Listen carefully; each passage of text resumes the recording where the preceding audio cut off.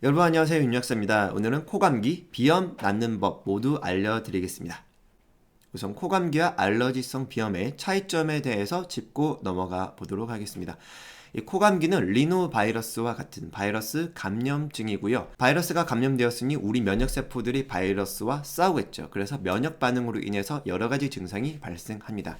이 알러지성 비염은 원인이 알러지 원인, 꽃가루나 먼지, 진드기, 반려동물의 털과 같은 것들이고, 외부의 바이러스나 세균이 침입하여서 생기는 면역 반응이 아니라 알러지 반응이기 때문에 증상이 가려움과 재채기, 맑은 코 등이 주를 이룹니다. 증상들이 코감기와는 꽤 많이 다릅니다. 그럼 증상에 대해서 한번 살펴보겠습니다.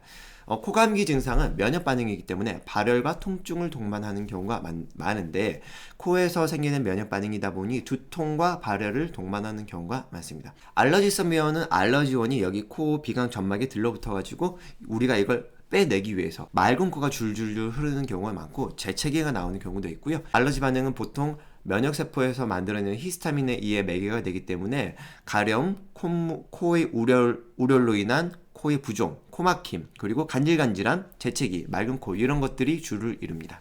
증상이 다르기 때문에 잘 듣는 약도 조금 다릅니다. 코감기에는 코감기 약을 일반적으로 쓰고요. 코감기 약에는 대부분 3가지 정도 성분이 조성이 되어 있는데, 콧물약과 코막힘약, 그리고 해열 진통제, 이 3가지가 주로 구성이 되어 있습니다. 그리고 알러지성 비염에는 무엇을 쓰느냐, 알러지성 비염의 원인이 면역세포가 분비한 히스타민이라고 말씀을 드렸잖아요. 히스타민 매개로 인해 여러 가지 증상이 생기는 건데, 그걸 잡기 위해서 항히스타민제를 씁니다. 자, 간단하게 설명드리면 이렇고, 조금 더 디테일하게 들어가 보겠습니다. 코감기의 증상은 콧물, 코막힘, 그리고 두통과 발열이라고 말씀을 드렸잖아요. 그러니까 기본적으로는 콧물, 코막힘을 잡을 수가 있는 코감기약에 두통과 발열을 동반하는 경우에는 해열 진통제인 덱시보브루펜을 추가하시는 게 좋습니다. 코감기약에 들어가는 콧물약은 1세대 항히스타민제고, 코막힘약은 슈도에페드린 같은 비충혈 제거제고요. 그리고 해열 진통제는 아세트아미노펜을 많이 씁니다. 여기 들어가는 아세트아미노펜 함량이 그렇게 높지는 않아요. 그래서 두통과 발열을 잘 못 잡는 경우가 있는데, 이럴 때는 같이 먹을 수 있는 NSAID계 성분 중에서 해열 소염 진통 작용이 좋고 부작용이 덜한 덱시부브루펜을 추가해서 드시면 잘 됐습니다. 코감기, 모드코, 화이트맨큐, 판텍, 콜데온 요즘 많이 쓰죠. 이런 제품들 기본적으로 깔아서 드시면 되겠고요. 그리고 알러지성 비염은 아까 말씀드렸다시피 면역세포, 비만세포에서 나오는 히스타민이 매개가 되어서 코막힘, 콧물, 간질간질한 증상들이 발생을 하는데, 이걸 잡아주기 위해서 항히스타민제를 쓴다라고 말씀드렸죠. 자, 항히스타민제, 일반으로 구할 수 있는 항히스타민제는 1세대와 2세대로 나눌 수가 있습니다. 1세대 항히스타민제는 부작용이 좀 많습니다. 주 부작용인 졸음이 있다는 단점과 약효 지속 시간이 짧다는 단점이 있어서 알러지성 비염에는 대부분 2세대 항히스타민제를 씁니다. 2세대 항히스타민제는 졸음 부작용이 거의 없고 지속 시간이 12시간 이상으로 굉장히 길기 때문이죠. 자, 제품으로는 여기 이제 지르텍이 가장 유명하죠. 가장 많이 쓰는 제품이고, 그리고 신일 세트리진, 무슨 세트리진에서 제약회사에서 나오는 제품들이 있고요. 그리고 뭐 알지엔, 알레르텍, 알러지텍 해서 연질 캡슐로 나오는 제품들이 많이 있죠. 잠깐 말씀드렸지만 콧물, 코막힘, 두통, 발열과 같은 코감기 증상이 심하다 그러면은 병원을 가시는 게 가장 좋고요. 근데 심하긴 한데 병원 갈 시간이 없으시다면 이렇게 종합적인 코감기약에 덱시부브루펜 추가해서 드시면은 대부분 증상에 잘 됐습니다. 코막힘, 콧물 재채기, 비염 증상이 심하다 하는 분들이 있어요. 이런 분들은 종합 코감기약에 세트리진 추가해서 같이 드시면 됩니다. 그런데 1세대 항히스타민제 코감기약 부작용 여러 가지 있다고 말씀드렸잖아요.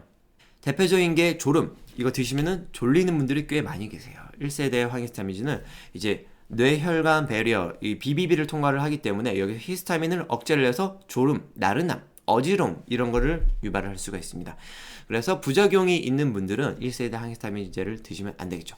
그리고 또 다른 부작용들이 있는데, 배뇨장애 부작용도 있어요. 특히 종합 코감기약에 들어있는 슈도에페드린과 1세대 항히스타민제가 같이 있는 경우에 이 부작용이 조금 더 빈번하게 발생합니다. 부작용 없이 코감기 비염 낫는 법이 있습니다. 바로 뿌리는 나잘 스프레이를 사용하시는 것이죠.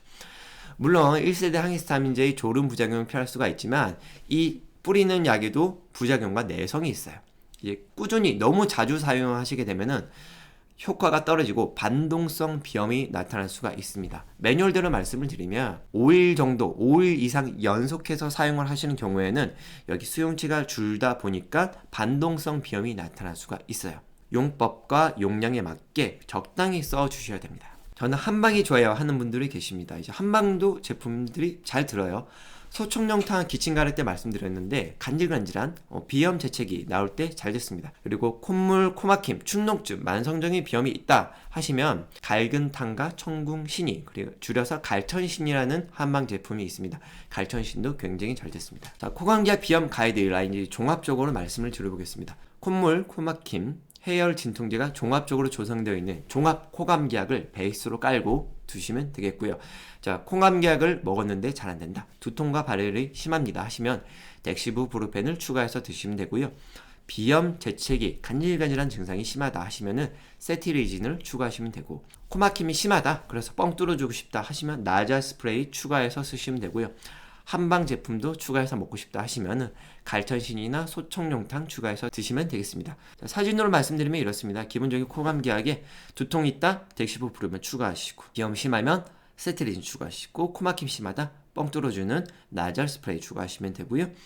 여기에 비염, 만성비염이 심하신 분들은 갈천신을 추가하시면 되시고, 간질간질한 증상에 재채기라든지 기침도 동반한다 그러면 소청룡탕 추가해서 드셔도 됩니다.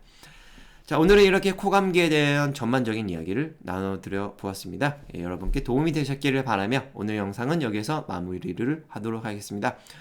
오늘도 경청해 주셔서 감사합니다.